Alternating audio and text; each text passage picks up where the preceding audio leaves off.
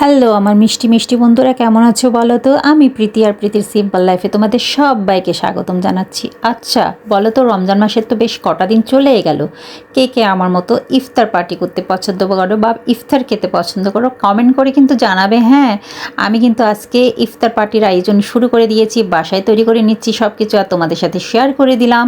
প্রথমে যে ছোলাটা আছে সেটা রান্না করে নেব, সেজন্য আমি ছোলাটা কিন্তু নুন দিয়ে সেদ্ধ করে নিয়েছি। এটা পুরো রাত আমি জল দিয়ে ভিজিয়ে রেখেছিলাম, একদম ফুলে টইটুম্বুর হয়ে গেছে। আর সেটা কিন্তু সকালবেলার দিনকে, যেদিন ইফতার পার্টি করেছি সেদিনকে আমি 3টে সিটি দিয়ে নিয়েছি প্রেশার কুকারে। আর দেখতে পাচ্ছ এখানে ফ্রাই প্যান বসিয়ে দিয়েছি। প্রথমে দিয়েছি একটা শুকনো লঙ্কা, তারপরে দিয়েছি আমি রসুন কুচি, তারপরে এখানে কারি পাতাটা দিয়েছি। ভীষণ সুন্দর একটা ফ্লেভারেট হয়েছিল, কারি পাতার স্মেলটা আমার ভীষণ ভালো লাগে। আর দিয়ে দিলাম পেঁয়াজ কুচি। ঠিক আছে, পেঁয়াজটা নরম হয়ে আসা পর্যন্ত আমি এভাবে করে নেড়েচেড়ে একটুখানি রান্না করে নেব। কে কে পছন্দ করে সেটা কিন্তু আমাকে একদম জানাবে। আর আজকের ইফতার পার্টিটা আমার কেমন হয়েছে, কি কি বানালাম সবকটা দেখে তোমরা অবশ্যই কমেন্ট করে জানাবে। আর সেই সাথে দেখতে পাচ্ছ পেঁয়াজটা যখন একটু নরম হয়ে এসছে, আমি দিয়ে দিয়েছি এখানে টমেটো কুচি আর দিয়ে দিয়েছি লঙ্কা কুচি। স্বাদটা অবশ্যই তোমরা বুঝে শুনে দেবে, যে লঙ্কাটার স্বাদটা অবশ্যই বুঝে শুনে দেবে, যেহেতু বাচ্চারা খাবে। আমার ছেলে মেয়ে বড় হয়ে গেছে, তাই কোনো সমস্যা নেই, ওরা একটু ঝাল খেতে পছন্দ করে। আর ইফতার পার্টি মানে টক ঝাল মিষ্টি সব কিছুই থাকতে হবে বলো। এই তো অপেক্ষা করলাম, সব কিছু একটু যখন নরম হয়ে এসছে দিয়ে দিলাম পরিমাণ মতো নুন আর দিয়ে দিয়েছি আদা রসুনের পেস্ট। ঠিক আছে, এখন সব কিছু ভালোভাবে মিক্স করে নেব। Mix and mix, mix and mix, রান্না মানে হচ্ছে মিক্স অ্যান্ড মিক্স। কী বলো বন্ধুরা? তো যাই হোক, তোমাদের সাথে একটুখানি দুষ্টুমি করে নিলাম। যারা নতুন বন্ধু তারা অবশ্যই আমার চ্যানেলটা সাবস্ক্রাইব করে তারপর আমার ভিডিওগুলো দেখবে। আমি ভীষণ খুশি হব যদি তোমরা সুন্দর সুন্দর আমাকে কমেন্ট করো। এই তো এই ফাঁকে দিয়ে দিলাম হলুদের গুঁড়ো, লঙ্কা গুঁড়ো দিয়েছি, জিরে গুঁড়ো দিয়েছি, ধনে গুঁড়ো দিয়েছি সামান্য পরিমাণে, একদম খুবই সামান্য পরিমাণে আমি ব্ল্যাক পেপার দিয়েছি। এতে টেস্টটা ভীষণ ভালো আসে, তোমরা অবশ্যই ট্রাই করে দেখো। এখন মশলাগুলো খুব তাড়াতাড়ি মিক্স করে নিতে হবে, নাইলে তো পুড়ে যাবে। অল্পখানি জল দিয়েও তোমরা মশলাটা মিক্স করে নিতে পারো। ঠিক আছে, কি সুন্দর একটা কালার এসছে দেখো। এরকম কালার না হলে ছোলা ভাজা খেয়ে আনন্দ আছে বলো?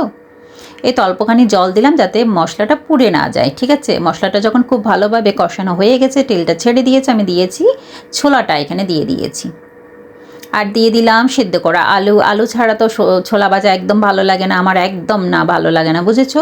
এখন সব কিছু ভালোভাবে মিক্স করে নেব। আর আলুটা যেহেতু সেদ্ধ আছে, তারপরও আমি একটুখানি চেপে চেপে দিচ্ছি যাতে ছোলাটার সাথে খুব ভালোভাবে মিক্স হয়ে যায়, তাইলে খেতে কিন্তু ভীষণ ভালো লাগে। ঠিক আছে,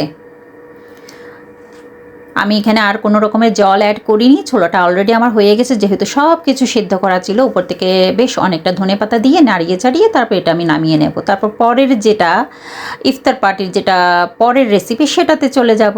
তোমরা কিন্তু পাশে থেকেও কেউ কিন্তু আমাকে ছেড়ে যাবে না। দেখতে পাচ্ছ আবারও একটুখানি এভাবে করে চামচটার সাহায্যে চেপে চেপে দিয়েছি। আমার ছোলা ভাজা এখন একদম রেডি। চলো অন্য একটা রান্নাতে চলে যাই। দেখতেই পাচ্ছ এখানে আমি প্যান বসিয়ে দিয়েছি, প্যানটাতে আমি পরিমাণ মতো নুন দিয়েছি আর দিয়ে দিয়েছি বেশ অনেকটা, আমি এখানে দিয়েছি সয়াবিন। সয়াবিনটা মিনিট 2-এর মতো আমি সেদ্ধ করে নেব। যখন ফুলে যাবে একদম, তখন কিন্তু নামিয়ে এটা ঠান্ডা করে নেব।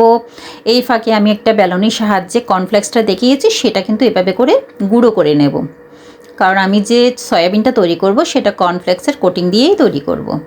তোমরা দেখতে থাকো, স্ক্রিনে দেখতে থাকলে চোখ রাখলেই বুঝতে পারবে আমি কিভাবে কি করছি। এরকম 2টো প্যাকেট আমার লেগেছে, বুঝেছো? 2টো প্যাকেটে আমি গুঁড়ো করে নিয়েছি। বাসায় হুট করে যদি মেহমান চলে আসে, এভাবে সয়াবিনে পপকর্ন তৈরি করে দিও, তারা খেয়ে কিন্তু প্রশংসায় পঞ্চমুখ হয়ে উঠবে। আর হ্যাঁ চলো, এই ফাঁকে পপকর্ন যে ব্যাটারটার মধ্যে কোটিং করব সেটা একটু তৈরি করে নিই। দেখো কী কী দিয়েছি আমি এখানে। এখানে 2 টেবিল স্পুনের মতো টক দই নিয়েছি, 1 টেবিল স্পুনের মতো আমি কর্নফ্লোর নিয়েছি। আর মশলা দিয়ে দিচ্ছি রেগুলার মশলা যেগুলো আমরা ইউজ করে থাকি, ধনে গুঁড়ো, লঙ্কা গুঁড়ো, জিরে গুঁড়ো। এখানে আমি অল্প পরিমাণে অরিগ্যানো ইউজ করেছি। এটা সম্পূর্ণ অপশনাল, তোমরা না থাকলে দিতে হবে না, কোনো রকম দরকার নেই, এমনিতেই ভীষণ ভালো টেস্ট হবে। এখন খুব ভালোভাবে একটুখানি মিক্স করে নিচ্ছি। যেহেতু এখানে দই আছে সেজন্য আমাকে এখানে কোনো রকম জল অ্যাড করতে হয়নি। আমার ব্যাটারটা একদম রেডি। এখন যে সয়াবিনগুলো আমি জল থেকে ছাড়িয়ে নিয়েছিলাম সেগুলো এখানে দিয়ে দেবো আর খুব ভালোভাবে কোটিং করে নেব। কোটিংটা ভালো যদি হয় তাইলে তোমার পপকর্নটা খেতে ভীষণ ভালো লাগবে। এটা সয়াবিনের পপকর্ন, বুঝতে পেরেছো? আমি সয়াবিনের পপকর্ন বানাচ্ছি। এখন কোটিং করা হয়ে গেছে, টক দই যেটা মিশ্রণটা তৈরি করেছিলাম সেটার সাথে কোটিংটা করা হয়ে গেছে। এখন আমি ব্রেড ক্রাম্পের মধ্যে মানে স্ক্রনের যে ব্রেড ক্রাম্পটা তৈরি করেছি, গুঁড়ো করেছি, সেটার মধ্যে এভাবে করে কোটিং করে নেব। দেখতে পাচ্ছ সবকটা এভাবে করে কোটিং করে নেব। হ্যাঁ, কোনো তামজাম নেই, সিম্পল রেসিপি, কিন্তু ইয়ামি ইয়ামি ইয়ামি, স্বাদে ভরপুর, বুঝতে পারো। এগুলো একদম রেডি হয়ে গেছে, বাস ফ্রাই করে নিলেই হয়ে যাবে। এইভাবে তোমরা স্টোর করে রাখতে পারো, বাচ্চাদের জন্য স্টোর করে রাখতে পারো, পরবর্তীতে এটা ফ্রাই করে নিলেই হয়ে যাবে। এটা তোমার এয়ার ফ্রাই দিয়েও করতে পারো, ওভেনে দিয়েও করতে পারো, অথবা ডুবো তেলের মধ্যে ফ্রাই করে নিতে পারো। এখন আমি আরও একটা ব্যাটার তৈরি করে নিচ্ছি, কারণ কেন বলো তো, আমি বেগুনি করব, তার জন্য এখানে ময়দা দিয়ে দিলাম, সাথে যতটুকু ময়দা দিয়েছি ততটুকু আমি কর্নফ্লোর দিয়ে দিলাম, দেখতে পাচ্ছ বন্ধুরা। এখন দিয়ে দিলাম তিল, তিলটা দিলে ভীষণ ভালো একটা অ্যারোমা আসে। আর যেগুলো যে মশলাগুলো থাকে সেগুলো একে একে করে দিয়ে দেবো। হ্যাঁ, প্রথমে দিয়ে দিলাম পরিমাণ মতো নুন দিয়ে দিলাম।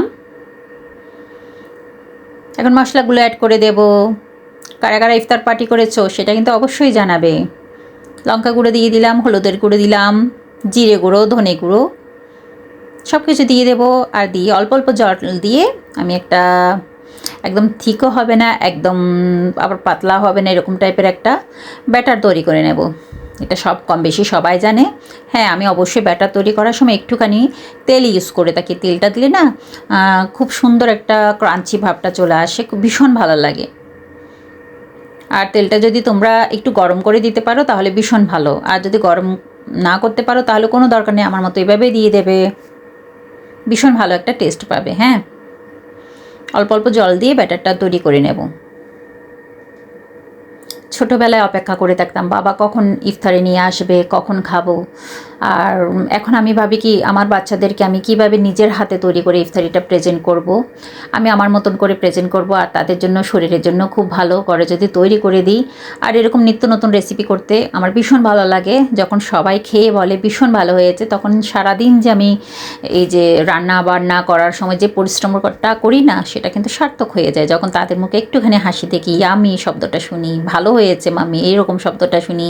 আর আমার বর্মশা আমি যাই তৈরি করে দিই না কেন, সব কিছুতেই তার ভালো লাগে, কি আর বলবো। তো যাই হোক, এখানে অল্প অল্প জল দিয়ে আমি ব্যাটারটা তৈরি করে নিচ্ছি, দেখতেই পাচ্ছ তোমরা। তোমাদের সাথে একটু জীবন কাহিনী হয় শেয়ারই করে দিলাম, তোমরা আমার পরিবারের অংশ বলে কথা। দেখতে পাচ্ছ সুন্দর একটা ব্যাটার তৈরি হয়ে গেছে আমার বেগুনি তৈরি করার জন্য। শুধু বেগুনি না, এখানে আমি লঙ্কাটাও একটুখানি ফ্রাই করে নেব। এর পাশাপাশি আমি আরও অনেক কিছু করেছি, কিন্তু সেই ভিডিওগুলো তোমাদের সাথে একই ভিডিওর মধ্যে শেয়ার করতে পারিনি বন্ধুরা। কেন বলো তো, কারণ ভিডিওটা অনেক বেশি লেন্দি হয়ে যাবে, এত বড় ভিডিওকে দেখতে চাই না, সেজন্য আমি এত বড় করিনি। দুই একটা রেসিপি তোমাদের সাথে শেয়ার করেছি, বাকিগুলো পরবর্তীতে শেয়ার করে দেব। তবে আজকের আমার ইফতার পার্টিটা ভীষণ ভীষণ ভালো ছিল, ধামাকাধার ছিল, সব কিছু এত ভালো হয়েছে কি বলবো। আর হ্যাঁ, এখানে আমি সামান্য পরিমাণে ফুড কালারটা ইউজ করেছি, কেন বলো তো, একটু সুন্দর কালার আসার জন্য। খুবই সামান্য পরিমাণে ইউজ করেছি, অত বেশি ইউজ করিনি। এখন সব কিছু ফ্রাই করার পালা। আমি পাশাপাশি কিন্তু বেগুনটা কেটে নিয়েছি, আর খুবই পাতলা করে বেগুনটা কেটেছি, দেখতেই পাচ্ছ। আর এরকম বড় বড় পিসই রেখেছি, কারণ বেগুনি এরকম বড় বড় খেতেই ভীষণ ভালো লাগে। আর এই তো ফ্রাই প্যান তো বসিয়ে দিলাম, আর ঢপঢপ ঢপঢপ ঢপঢপ করেই দিয়ে দিলাম তেল, বেশ অনেকটা তেল দিয়েছি। তেলটা যখন গরম হয়ে আসবে, একদম অনেক বেশি গরমও থাকবে না, এরকম থাকায় মিডিয়াম অবস্থার মধ্যে আমি পপকর্নটা দিয়ে দিয়েছি, সয়াবিনের পপকর্নটা। এগুলো একদম লালচে করে ব্রাউন কালার আসা পর্যন্ত আমি ফ্রাই করে নেব, তারপর নামিয়ে নেব। এটা যে কিসের পপকর্ন সেটা অনেকে হয়তো খেয়ে বুঝতেও পারবে না, এরকম একটা রেসিপি। অবশ্যই তোমরা ট্রাই করো, আশা করি তোমাদের সবার ভীষণ ভালো লাগবে। এটা তোমরা যদি, আমি যে কর্নফ্লেক্সের পাউডারটা দিয়েছি বা কোটিংটা দিয়েছি সেটা না দিয়ে তোমরা এমনিতে টক দইয়ের যে মিশ্রণটা তৈরি করেছিলাম সেটা দিয়েও ফ্রাই করে নিতে পারো, তাতেও কিন্তু ভীষণ ভালো হবে। দেখতে পাচ্ছ ভীষণ মিষ্টি একটা কালার এসছে। এ পর্যায়ে আমি সমস্ত পপকর্নটা বানিয়ে তৈরি করে নিয়ে একটা প্লেটের মধ্যে নিয়ে নিয়েছি। এখন আমি বেগুনিটা তৈরি করে নেব। ডুবো তেলে ছেড়ে দিলাম, ছাড়বো, নাড়াচাড়া করবো, তারপর নামিয়ে নেব। সাথে আমি কয়েকটা লঙ্কা এভাবে বেসনের মধ্যে কোটিং করে তারপর ফ্রাই করে নেব।